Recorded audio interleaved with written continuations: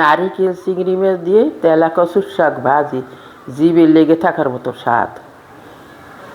আসসালামু আলাইকুম। আজকে আমি আমার বেলকনির বাগানে তেলা কচু শাক তুলব।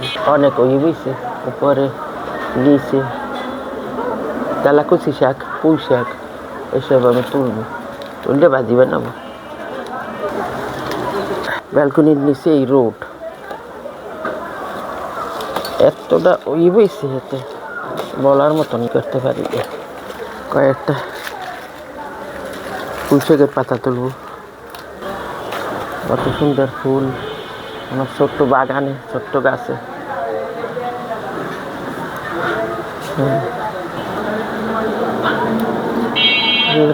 নিচে ওই লাগার উপায় না, অনেক উপরে অনেক ওই বইছে। একলা একলা ক্যামেরা ধরে পারিও না, এটা যদি বাজি করে তো অনেক স্বাদ এই শাকটা।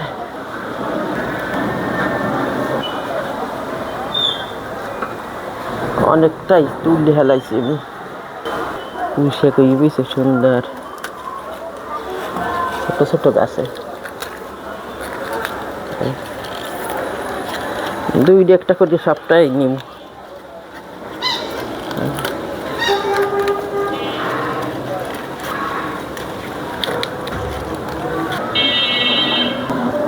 এই আমার তুলো হয়েছে, আর তুলব না। আমার বাড়িতে থাকলে তো বাগান দেখা যাইতো। আমি 3 তলার পর বলি আমার বাগান, শখের বাগান।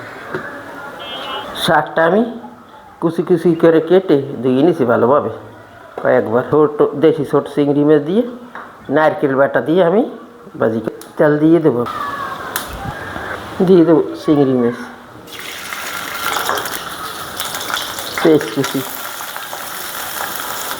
রসুন কুচি। চিংড়ি মাছটা হালকা ভেজে নেলে সুন্দর একটা ফ্লেভার। চিংড়ি মাছটা হালকা ভাজা হয়ে গেছে, সুন্দর একটা ফ্লেভার হইতে। এখন দিয়ে দেবো লবণ, হলুদের গুঁড়ো, মরিচের গুঁড়ো, কয়েকটা কাঁচা মরিচ আমি ফালি করে দিছি।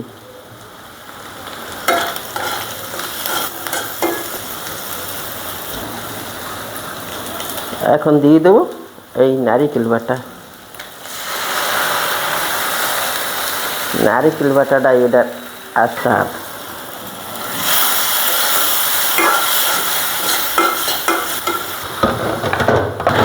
একটু পানি দিয়ে দিল, যত ভালো কষান স্বাদ বাড়বে। তেলা কচু শাকে অনেক বিভিন্ন ধরনের রোগের উপকার আছে। তোমরা কমেন্টে জানাইও আমার ছোট্ট বেলকুনির বাগানটা কেমন লাগলে। চিংড়ি মাছটা আমার তেল ছাড়িয়ে দিয়েছে, বোন হয়ে গেছে। দিয়ে দেবো একটু জলের পানি। তেলা কচুর শাকটা আবার শক্ত, নাহলে সিদ্ধ হইতে চাইবে না।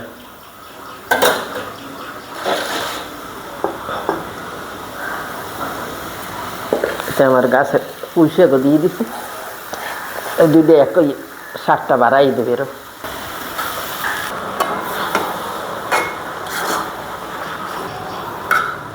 দেখতেই তো লোভনীয়, দেখতেও যেমন লোভনীয়, খেতেও স্বাদ। একটু ঢাকনা দিয়ে আমি ডেকে দেবো। তো সুন্দর একটা ফ্লেভার চিংড়ি মাছের, নারকেল।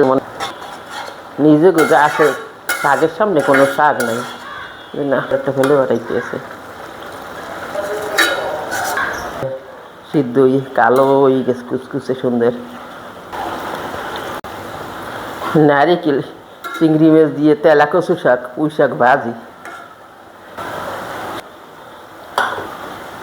শাকটা আমার হয়ে গেছে, এখন আমি তুলে নেব। নারিকেল চিংড়ি মাছ দিয়ে তেলা কচুর শাক ভাজি, জিভে লেগে থাকার মতো স্বাদ।